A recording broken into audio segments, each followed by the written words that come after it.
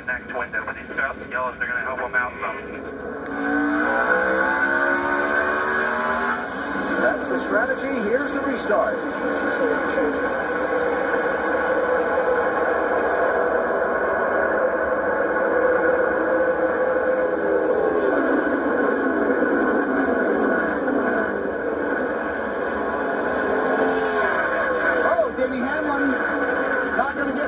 Hard into the wall behind him. Matt Kenseth, Menard, Vickers, and more. Look at this pileup. Only Stewart in the middle of that. Keselowski, Truex. What a mess. Eric Almirola.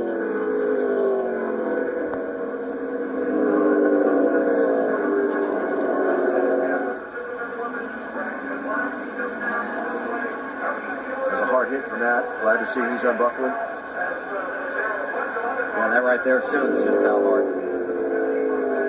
A.J. Allmendinger got a piece of it.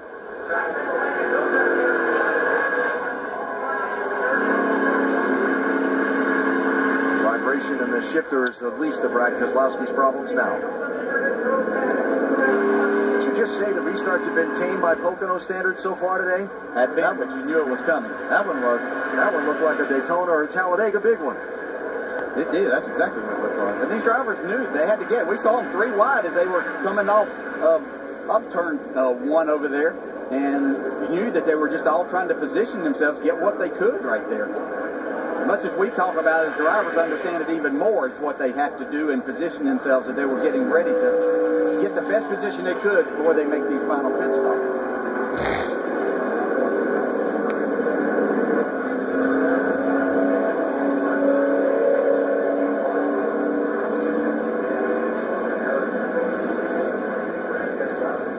Saw Tony Stewart waving one of the officials over to his car that's kind of propped up on the side of Paul Menard's. I can't drive it because my car is on top of another car. It's hard to see how much damage he has, but can't get going until he gets off. All right, what happened? We see Denny Hamlin get sideways. Let's see if that's, well, like a couple of things going on right there. The 55, Brian Vitt off Matt Kenseth. I'm not sure if they're related or not. Yeah, it looks like Vickers was trying to avoid maybe the 11 as he got really sideways. I don't know how Denny Hamlin saved that car once again. Let's see right here. You see that kind of 15 kind of sucks Hamlin around right there, and as Vickers was trying to avoid that, he moved up into Kenseth, and then that started all of this. Yeah, that first look looked like he may have cut off Matt Kenseth, but you can see he was out of control when he came across in front of Matt, right there. Yeah. Hard hit by Vickers. Wow. It was all started by the 11 car getting sideways, and that was probably caused by, and it's not something that Clint Boyer was trying to do. He just got up, saw a run to make it on the outside. He had done that a couple of times on restarts, and as he went by the 11, it just basically sucked the rear of that car around. Matt Kenseth's view. It's a good run up on the outside, but yeah, might want to clear, all clear, whatever you need. Still all clear. Watch Denny. Clint didn't do anything wrong right there. He's just taking advantage of the situation. All right, guys, we're going to be ready here. And Vickers had to move so quickly to keep from just running over the 11, which was right in front of him. You're wide open in the gas.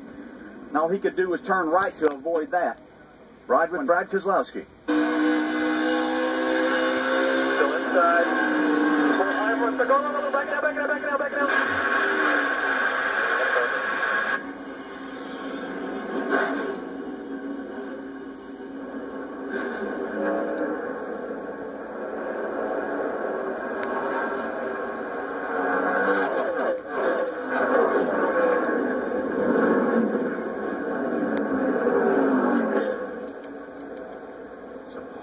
Hits taken there. Hamlin's basically in the middle of a 3-wide situation, the worst possible scenario you can get in. Look at Denny Hamlin. We're watching all of those cars crash. He's going to barely scrape the wall with the right rear of his car, but he's still going. Kevin Harvick bouncing off that safer barrier on the inside wall. He got a lot of damage too. You're going to see Carl Edwards avoid this too, right in front of him. Straight running, stay low, watch the straight running. Wow, look at that though. He got off the ground. Rough down there. See, Carl Edwards' car actually left the ground. And down into some of the storm drains down there for the water runoff when it rains. And we thought we were going to be needed here today, but we've been very fortunate. No rain? A storm of a different kind. Yes. Down in that part of the racetrack.